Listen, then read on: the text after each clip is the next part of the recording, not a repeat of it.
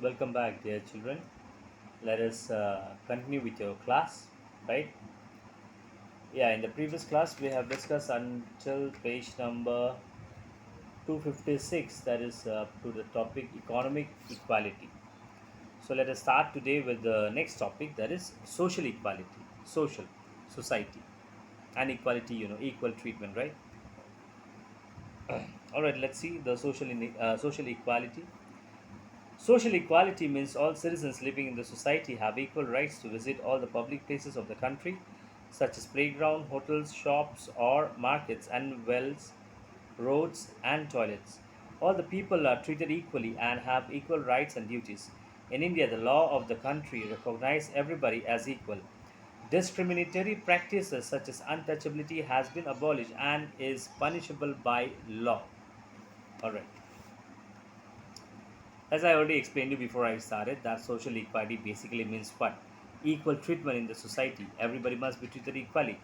And especially, when it comes to the public places such as playground, hotel, shops, market, wells, stores, and all, there must be no any discrimination. Okay, yeah, this what do you call? And in fact, this people, they are not only to be treated equally, but they must also be given equal rights and equal duties. And in fact, in our country today, this the law of the country today, the law of the country recognizes everybody as equal. And if there is any discrimination in the society, any if any discriminatory practices goes on, like for example untouchability and all, it is a punishable offense now. It's a crime. A democracy is only successful where all kinds of equality prevails and people live in a free, unrestricted environment. Okay. So basically, yes, we talk about democracy. We talk about what people's government, right? People's freedom, liberty. But when we talk about democracy, that can be only possible if equality exists in the society, and people live in a unrestricted environment. If not only for people, even for what is that? You see example, a flower or a garden. Even if a flower needs to what do you call, grow or blossom, what happens is that if you confine it within limited space, it cannot grow the way as the flower wants. But when it gets an open space, what happens is that then you will see the actual brightness, the actual color of the flower. The same thing happens out here, that if we when we talk about democracy, but that can be successful only if people live in a free and unrestricted environment. That's what. Next, we have marginalization. What is marginalization? Even though equality is such an important feature of a democracy, many kinds of inequalities still exist in a democratic country like India. Okay, the book says so. Let's see. What are the inequalities that still exist in our society? In our houses, the house helps are often not allowed to sit on the sofa or on the dining table. They are made to sit on the floor and are given separate beds and utensils. This is an example of social inequality. Rohit's father is a poor daily wage laborer. He cannot afford to send his children to school.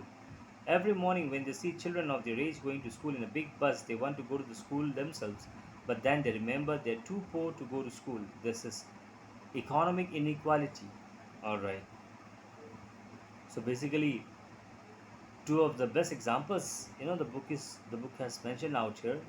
One talks about the inequality which exists in our society, social inequality. The other one talks about the economic inequality, that is financial inequality. All right.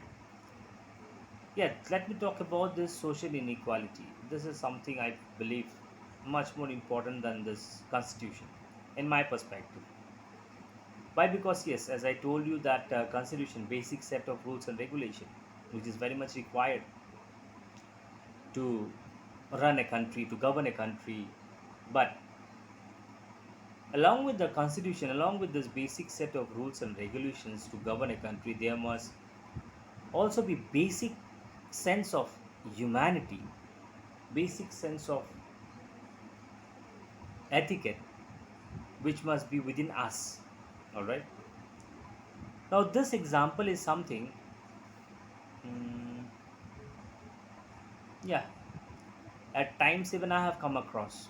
I have come across in the sense like, yes, I have seen people when I visited, at times when I visit some places, and I did see this that the so-called domestic helper. Yeah, this terminology something. Before I go on to this, I hear students calling what servants. I don't understand what do you mean by servants, man. You are not paying that people, that him or her, whatever is the gender. You're not paying him or her money just by looking at his or her face. He is working, she is working at your place, and that is why in return you are paying money. Correct? So that person is not your servant. That person is helping in your household work, domestic household work, helping, domestic helper. What terminology you use, this negative terminology? I come across students, children, youngsters saying, ah, this fellow is my servant, that fellow is our servant at home. What is that? So there itself comes social inequality. Forget about the other things. In your speech itself, you are proving social inequality. Now let us talk about this, the example that the book is talking about. Same thing. As it is said that in many houses, these domestic helper people, they are not being allowed to sit on the sofa or on the dining table. Why? Why is that so? If they sit on your sofa or on the dining table, what will happen to your sofa and dining table? Will it get spoiled? Will it get rusted? Something will happen? I don't understand. These are some of the things, I explain you, I teach you, but sometimes these things, it does not fit into my brain. Another thing, they're not only made to sit, they're not only allowed to sit this on sofa and dining table, but they are made to sit on the floor. Right? Are they not human beings? Are they aliens? They have got four eyes, two nose, something like that. They are also human being like us. So why are they made to sit on the floor and given separate beds and utensils? That itself talks about the social inequality, and also it talks about you as a person, who you are. So this is how we practice social inequality, and this is how social inequality exists in our society. We talk about equality, equality, equality, but see, social inequality is there in between. Next comes economic inequality. What is that? Yeah, a person who is a daily wage laborer, who is unable to afford to send his children to the school. Now, every morning when his children sees the school bus passing by, okay, children of their age, the children sees that, the other children of their age, they go to school. Now, by seeing this, even these children, the children of that daily wage laborer, even they feel like going to school, but then they remember that no, we are too poor to go to school. My daddy, my mother will not be able to will not be able to bear the expenses. That is what is that is what is economic inequality, right? We say that economic equality, equal opportunity, and all. But here, even if the child wants, the child cannot, as because of the economic expenses which the parents won't be able to bear. So that is where economic inequality comes in picture. Let us see the next para now. Many such incidents show that economic and social inequality are still very common.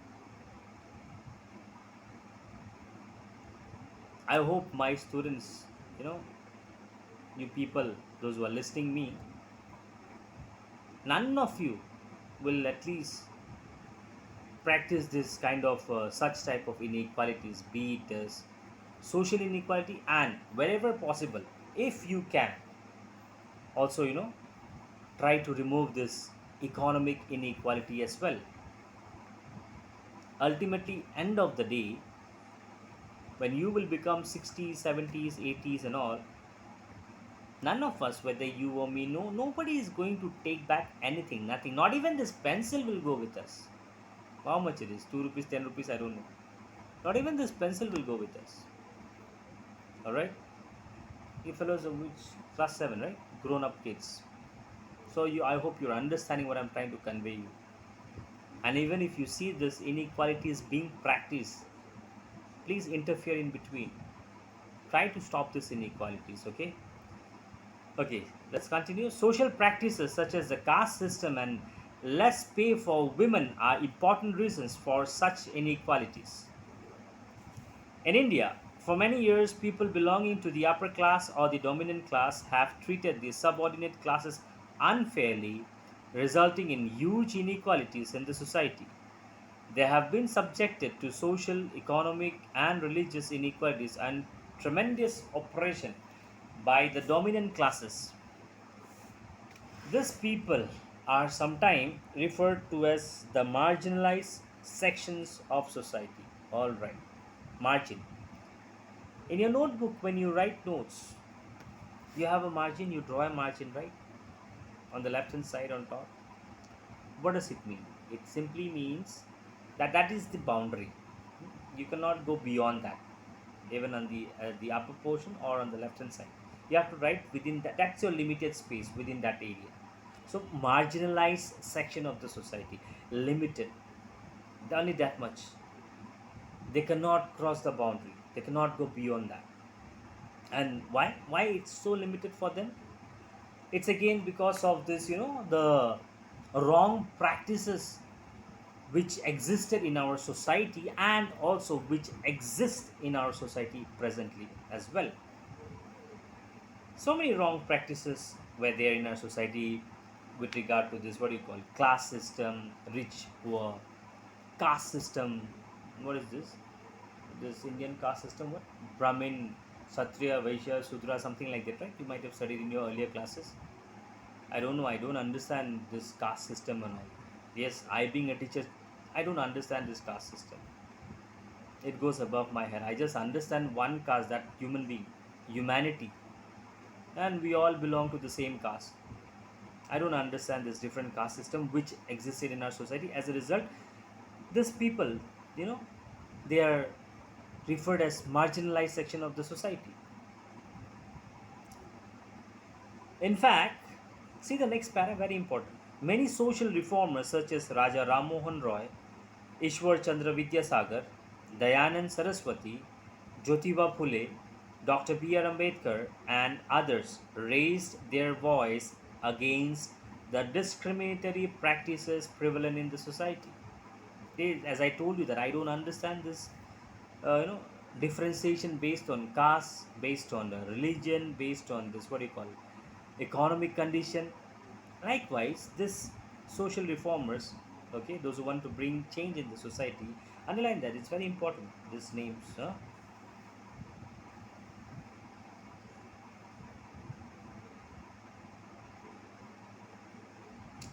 and also others along with this, and also there are some more others where the name is not mentioned. They are the one who have raised their voice against this discriminatory practice, against the wrong practices which existed in our society, and as I say, it still exists. I have seen, I can, even today also, in most of the places, I hope you can, if you just look at your surrounding, somewhere or the other, even you would be able to find this social inequality, especially economic inequality. Yes, it does exist, but social inequality is something which you would see very often. So, as a citizen, we should also try to discourage different forms of discrimination in the society by not encouraging any discriminatory practice. Only then true democracy can be established. Yes, this is something another important for you, my dear children. We say this is wrong, that is wrong, he is doing wrong thing, she is doing wrong thing. But what have you done to correct that wrong, in order to correct that wrongdoing? You were just being a spectator, standing there and observing, and later on commenting that He was wrong, she was wrong. When he was wrong or she was wrong, did you go and stop that? Did you interfere? No, I shall not interfere. If I interfere, people will think bad about me. I will be in their bad book. So let me be quiet. Let the wrong go on. And once it is done, then we will comment. He did wrong, she did wrong. That's what this paragraph says. That, as I will repeat once again, as citizen, we should also try to discourage different forms of discrimination in the society by not encouraging any discriminatory practices. Even keeping quiet is one way of encouragement. Okay, when some wrong things are happening and you say, I didn't say anything, I neither said yes, so where did I encourage? But you kept quiet. That itself means you are encouraging. Okay, so we talk about democracy, but just talking about democracy does not mean, of the people, by the people, for the people. No, that's not democracy. All these things what we are discussing now, this all together summing up makes democracy. All right. Okay. What is that? Inequalities around the world. The next topic we will do in the next class, that's inequalities around the world. You just go up to this much, that will be enough for you for the day. I hope you got my message. You got the learning which what I'm trying to convey you. All right. See you in the next class then. Study well, children.